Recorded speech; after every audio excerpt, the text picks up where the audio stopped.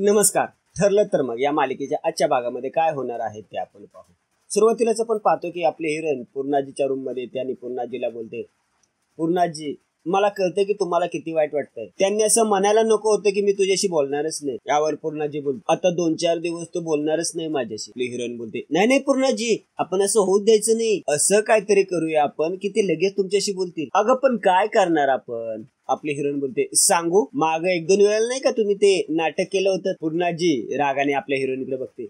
आपली हिरोईन बोलते, नाही म्हणजे आजारी असल्याचं ते नाटक केलं होतं ना, तेव्हा त्यांना हे सगळं सहनच झाले नाही आणि ते त्यांचा राग विसरून तुमच्याशी बोलायला लागले. पूर्णाजी बोलते, अगं हो, हे माझ्या लक्षातच आलं नाही. त्याचा राग जावा म्हणून काय वाटेल ते करायचे मी, आणि आताही करेन. तुम्हाला ना खूप त्रास होतोय असं दाखवा, म्हणजे ते तुमच्याशी लगेच बोलतील. पूर्णाजी खुश होऊन आपल्या हिरोईनला टाळी देते आणि बोलते, नाही म्हणजे तशी बरी आयडिया आहे तुझी, मी करून बघेन. इकडे साक्षी तन्वीचा मोबाईल घेते आणि बोलते, तो व्हिडिओ पहिला डिलीट कर. तन्वी बोलते, अण्णा सर काय होय हे, कसली तुमची मुलगी, बोलायची अजिबात शिस्त नाहीये. तुमच्या मुलीला साधं प्लीज नाही म्हणता येत. साक्षी बोलते, प्रिया प्लीज तो व्हिडिओ डिलीट कर, थोडं प्रेमाने प्लीज.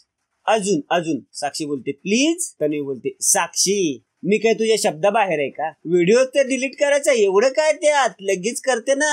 आणि ती तिच्या मोबाईल मधील व्हिडिओ डिलीट करते. व्हिडिओ डिलीट झाला काका, व्हिडिओ डिलीट झाला कायमचा, आता एकदम रिलॅक्स चिल. अण्णा सर घाम आलाय, घाम कपाळाला पुसा. व्हिडिओ डिलीट झालाय ना आता, फक्त एक प्रॉब्लेम आहे छोटासा, म्हणजे छोटासाच प्रॉब्लेम आहे. व्हिडिओ काय हा या फोन मधून डिलीट झालाय आणि अजून माझ्याकडे 10 डिव्हाइसेस आहेत, त्यात तो व्हिडिओ सेव्ह आहे. काय ते लॅपटॉप टॅब तुमच्या हाती काही लागणार नाही, आणि जर काय झालं तर त्यातला एक तरी डिव्हाइस किल्लेदार, अर्जुन किंवा पोलिसांच्या तर हाती लागणारच ना, आणि अर्थात त्यामुळे त्यांना व्हिडिओही दिसेल. मैपत बोलतो, तोंड खूप चालायला लागलंय बरं का तुझं. साक्षी घाबरत बोलते, हो का, मग बंद करते मग तोंड. पण माझ्या हुशार मेंदूचं काय करू मी, तो तर असाच चालत राहणार नाही का नागराज काका. नागराज बोलतो, म्हणजे आता तू ब्लॅकमेल करणार आम्हाला. तन्वी हसतच बोलते, ब्लॅकमेल हा गाण्याला शब्द आहे, मी फक्त तुम्हाला वॉर्निंग देते की तिघांनी पण लायकीत राहायचं. माझ्यावर जर परत हल्ला केला किंवा मला काय झालं तर तो व्हिडिओ लगेच अर्जुनला पोहोचेल. पण कसं आहे अण्णा, मी कोर्टात खोटं बोलले म्हणून मला एवढीशी शिक्षा होणार, पण तुमच्या या साक्षीला डायरेक्ट फाशी होईल ना, चालणार आहे का तुम्हाला.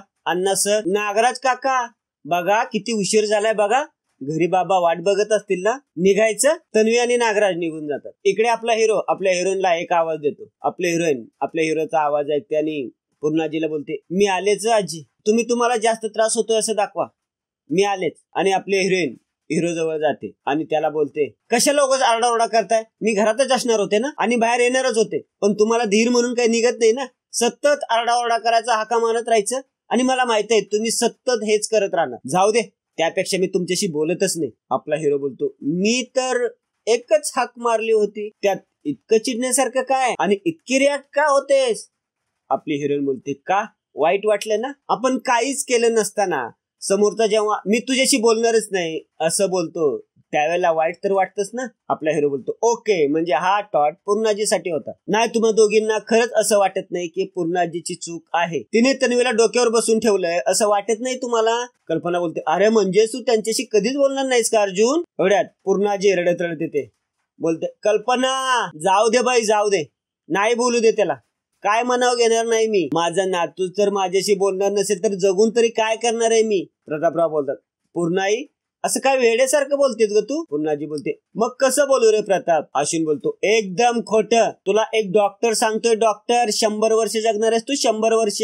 पूर्णाजी बोलते, काय करू 100 वर्ष जगून, माझी नातवंडात जर माझ्याशी बोलणार नसतील तर काय करू. अस्मी बोलते, अगं पण पूर्णाजी आम्ही करतो ना तुझ्यावर प्रेम, असं का बोलतेस तू. पूर्णाजी रडतच बोलते, अगं पण माझ्या वागण्यातलं तुम्हाला काय खटकतं हे मला कसं कळणार ग. एक दिवस तुमचाही स्फोट व्हायचा आणि तुम्हीही बंद व्हायचा माझ्याशी बोलायचं. अश्विन बोलतो, पूर्णाजी हे बघ आम्ही असं कधीच करणार नाही. पूर्णाजी बोलते, अर्जुननी केलंय ना, पण मोठा झाला, मोठा वकील, यशस्वी. आता म्हाताऱ्या आजीच्या चुका तो का पोटात घालेल? त्याच्या बोलण्याची वाट बघत बघत बहुतेक प्राण सोडणार आहे मी. प्रतापराव बोलतात, पूर्णाई प्लीज काहीतरी अभद्र बोलू नकोस बघ तू. प्रतापराव पूर्ण आजीला खाली बसवतात. इकडे तन्वी आणि नागराज घरी येतात. रविराज बोलतो, किती उशीर, काळजी वाटते लोकांना आणि तू जास्त वेळ माझ्या नजरेआड होत जाऊ नकोस. तन्वी बोलते, बाबा मी तुमच्या समोरच असणार आहे कायम. तन्वी बोलते, बाबा मी तुमच्या समोरच असणार आहे कायम, फक्त एका अटीवर, तुम्ही माझ्यावर कधीच रागवायचं नाही आणि माझ्याशी बोलणंही बंद करायचं नाही. रविराज बोलतो, हो हो हो, इथून पुढे मी कधीही तुझ्यावर रागवणार नाही. ओके?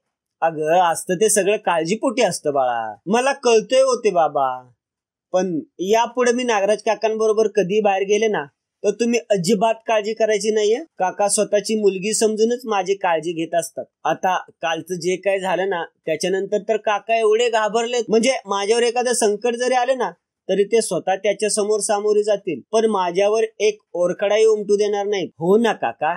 नागराज बोलतो, अगं काय हा प्रश्न आहे का तन्वी, माझं तेवढं प्रेमच आहे ना तुझ्यावर. सुमन बोलते, चला आता जीव वांड्यात पडला ना भाऊजी, चला ताट वाढायला घेऊया. तन्वी बोलते, बाबा मला ना ते रोज पोळी भाजी खाऊन कंटाळा आलाय, आज मी बाहेरून काय ऑर्डर केलं तर चालेल का? रविराज बोलतो, ठीक आहे मागव ना, नागराजला सांग तो मागवेल. नागराज बोलतो, मी ऑर्डर? तन्वी नागराजकडे बघते. नागराज बोलतो, मागवतो ना, मागवतो, आपल्या राजकन्याला काय हवं नको ते सगळं मागवतो. इकडे पूर्णाजीचं नाटक खूपच रंगात आलेलं असतं. पूर्णाजी जोरजोरात विवळत असते. आपली हिरोईन आपल्या हिरोला बोलते, अहो काहीतरी होतंय, पूर्णाजीला काहीतरी होतंय, अहो तुम्ही बघा ना. पूर्णाजी बोलत असते, माझा नातू जोपर्यंत माझ्याशी बोलत नाही तोपर्यंत मी जगणार नाही ग. कल्पना बोलते, पूर्णाई तुम्हाला काय होतंय पूर्णाई? पूर्णाजी बोलते, मलाच कळत नाही, आतून काहीतरी होतंय. आपले हिरोईन बोलते, आतून काहीतरी होतंय? अश्विन भाऊजी अहो आतून काहीतरी होतंय, अहो बघा ना आजींना आतून काहीतरी होतंय. अश्विन बोलतो, पूर्णाजी रिलॅक्स रिलॅक्स, दीर्घ श्वास घे, हा दीर्घ श्वास घे. चैतन्य बोलतो, अर्जुन अरे बघ की तू काय असं मठ्ठासारखा उभा आहेस तिकडे. आपले हिरोईन बोलते, अहो या ना तुम्ही इकडे, बोला ना आजींशी, आपल्याला आजींना हॉस्पिटलमध्ये न्यावं लागेल. हॉस्पिटलचं नाव ऐकतात पूर्णाजी जोरजोरात ओरडायला लागतात. अर्जुन मानतच बोलतो, नेहमी सारखे पूर्णाजीची नौटंकी चालू झालेली दिसते. आपली हिरोईन बोलते, अश्विन भाऊजी बघा ना पूर्णाजींना काय होतंय बघा ना. अश्विन बोलतो, विमल तू एक काम कर, बीपी चेक करायची ती मशीन घेऊन ये. आपले हिरोईन बोलते, अहो आधी काय होतंय ते बघा ना, नंतर बीपी चेक करा. अश्विन बोलतो, अगं तिचं बीपी चेक करावं लागेल, तिची गोळी सुरू आहे ना. प्रतापराव बोलतात, आणि अश्विन जर काळजी करण्यासारखं काय असेल ना तर मला लगेच सांग, मी अँब्युलन्सला लगेच कॉल करतो. आपली हिरोईन आपल्या हिरो जवळ जाते बोलते, अहो बघा ना काय होतंय आजींना. अश्विन पूर्णाजीचा बीपी चेक करत असतो. पूर्णाजी बोलते, नको नको नको, बीपी नको, बीपी नको, बीपी नाही चेक करायचा. आपली हिरोईन अश्विनच्या हातातून बीपीचं मशीन घेते आणि एका साईडला ठेवून देते. पूर्णाजी बोलते, आता जर माझा अर्जुनच माझ्याशी बोलणार नसेल तर मी जगून तरी काय करू? कल्पना अर्जुनवर चिडतीने बोलते, अर्जुन अरे ये ना बोलायला, असं काय करतोयस तू? आपली हिरोईन बोलते, अहो तुमचा हृदय की दगड आहे, बोला ना आजींशी, बघा ना त्यांना काय होतंय ते. पूर्णाजी बोलते, देवा अरे शेवटच्या क्षणी तरी अर्जुनचा आवाज माझ्या कानावर पडू दे रे. प्रतापराव बोलतात, अर्जुन बस झाला आता, तू जर बोलणार नाहीस ना तर तिला बरं नाही वाटणार. अस्मी बोलते, अरे असा का उभा सुंभासारखा, ती तन्वी जर असती ना तर सगळं विसरून मिठी मारली असते आजीला, तू उभा कायस, ये ना पटकन. सर्वजण अर्जुनला बोलत असतात. अर्जुन त्यांना म्हणतो, गप बसा, शांत बसा तुम्ही, ताप होईल आजीला, येतोय मी. आपला हिरो आजी जवळ जातून बोलतो, अश्विन ते बीपीचं मशीन आण इकडे, आजी हात लावून देत नाही ना तुला, मी आजीचा बीपी चेक करतो. अश्विन अर्जुनला मशीन आणून देतो. आपले हिरोईन आजींच्या हातातून मशीन घेत बोलते, अहो ते बीपी वगैरे काय नको, तुम्ही आधी बोला ना आजींशी. आपला हिरो आपल्या हिरोईनला बोलतो, बायको मला एक गोष्ट सांग, किती त्रास होते ना पूर्ण आजीला आणि तू कधीपासून रडतेस पण एक अश्रू बाहेर आला नाही. पूर्णाजी बोलते, देवा देवा मला उचल रे बाबा. आपला हिरो बोलतो, डॅड मला असं वाटतं ना की पूर्णाजीची तब्येत खूपच बिघडली, आपण डायरेक्ट आजीला हॉस्पिटलमध्ये ऍडमिट करूया. प्रतापराव बोलतात, चालेल चालेल, मी अँब्युलन्सला कॉल करतो. सर्वजण आजीला धरून उठवतात आणि बाहेर नेत असतात. पूर्णाजी बोलते, नाही नको नको नको नको, हॉस्पिटलमध्ये नको, माझा जीव माझ्या घरातच जाऊ दे रे बाबा. चैतन्य बोलतो, अँब्युलन्स नको तर नको, मी गाडी काढतो पटकन. आपला हिरो बोलतो, चैतन्य गाडी नको, रस्ते खराब आहेत, गाडीत धक्के बसतील आणि जर रस्त्यातच काय झालं तर म्हाताऱ्या माणसाचं काही सांगता येत नाही ना. पूर्णाजी उठते आणि बोलते, कोणाला म्हातारे म्हणतोस रे, म्हातारी तुझी आजी. सर्वजण आजीकडे बघतच राहतात. मी चांगली टुनटुनीत आहे. आपला हिरो बोलतो, हो ना, फॅन्टॅस्टिक पूर्णाजी. प्रतापराव बोलतात, पूर्णाई म्हणजे तू नाटक करत होतीस? पूर्णाजी बोलते, अजून 1 तास केलं असतं, पण हा म्हणाला ना हॉस्पिटलमध्ये नेऊया म्हणून. कल्पना बोलते, पण पूर्णाई आम्ही सर्व किती घाबरलो होतो, पण तुमचं हे नाटक आहे ते फक्त अर्जुनच्या लक्षात आलं होतं. हो ना अर्जुन? आपला हिरो बोलतो, ऑफकोर्स हिचं नाटक मी लहानपणापासून बघत आलोय, नाही का पूर्णाजी? पण आज या नाटकात ना काही वैशिष्ट्य होतं, जरा वेगळं होतं. तो आपल्या हिरोईनला पुढे आणत बोलतो, आज या नाटकात माझी बायको पण सामील होती. अश्विन बोलतो, वहिनी म्हणजे हा तुझा आणि पूर्णाजीचा प्लॅन होता तर? चैतन्य बोलतो, एक मिनिट, पण अर्जुन तुला कसं कळलं? आपला हिरो बोलतो, माझी बायको, तिला ऍक्टिंग येतच नाही, तिच्या चेहऱ्यावरून कळलं मला. प्रतापराव बोलतात, चला शेवट गोड तिथे सगळं गोड. पूर्णाजी बोलते, कुठे गोड? काय गोड नाही?